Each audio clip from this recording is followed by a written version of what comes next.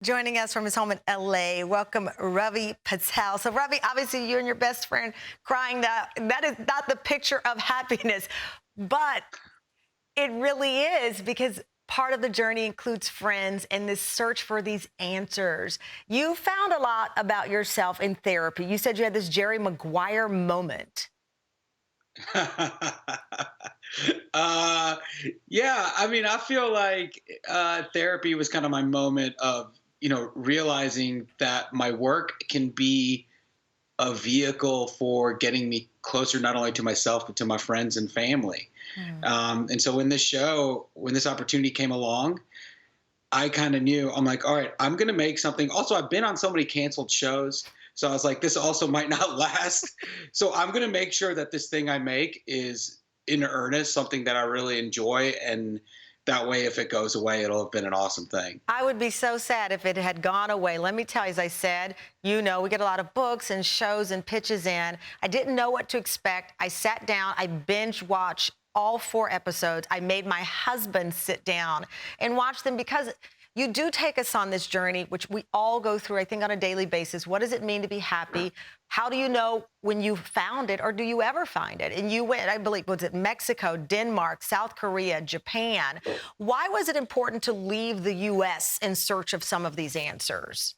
I'll tell you why it was important, because CNN, this was actually originally at CNN and it was replacing Bourdain's time slot. Oh. And so the only rule they gave me was that it has to include travel. That's the main reason. And then I backed into a premise that I would actually enjoy doing and involved other cultures. That's the actual reason for doing it. Now, if you look at the premise of the show, basically what we're doing, like, I'm asking real life questions that I actually was urgently trying to discuss in therapy.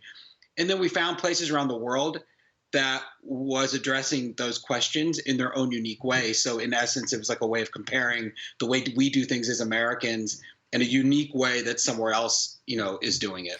People see this on him and they know that he's on an errand. Yes, yes. You watching this? He's bagging his own groceries. I'm sorry, just following this kid we just met. That was a powerful moment from Ravi Patel's new show, Pursuit of Happiness.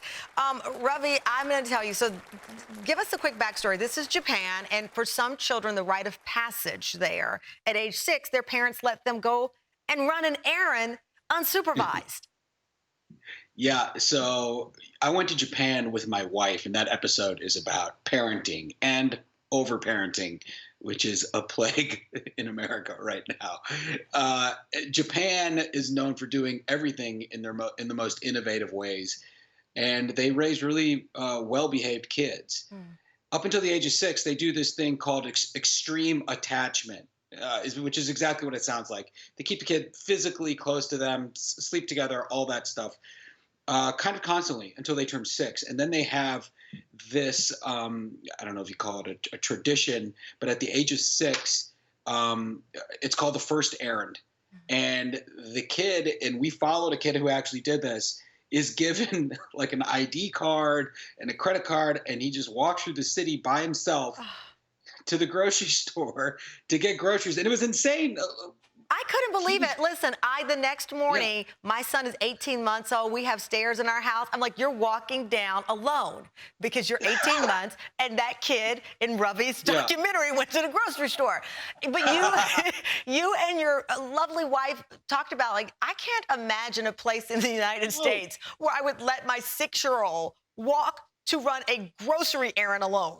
No, we're too terrified. Tamron, I didn't sleep last night because I saw a thing about child kidnapping, and I stayed up all night trying to find out if I could put a chip in my kid. Oh, gosh. I'm on the other side of the spectrum, which, by the way, someone needs to invent, because I would use it. I am terrified. No. You've got to watch your own episode of your show, because you do talk about us overparenting, balancing gender norms, where we believe that the mom does this versus what the dad does. Do you believe we can ever reach complete happiness, or will we always be a life of pursuing it? I would argue that they're one in the same. I think there's a great deal of joy in having a mindfulness about what makes you happy. But I do think that now more than ever, because there's just never been more distraction and noise, we have to work really hard to create space and boundaries for ourselves. And in order to do that, you have to kind of know what you want. Yeah. Yeah. It's just important to know what you want in order to know what you don't want. And I think if you do that, then you have a chance of feeling some sense of control in your day to day life because you kind of know what you want out of it. Yeah. Does that make sense? Yeah, that makes perfect sense to me. Thank you so much. I thoroughly enjoyed all 4 episodes. I encourage people to watch it. Ravi, thank you. It's called Pursuit of Happiness, streaming on HBO Max right now.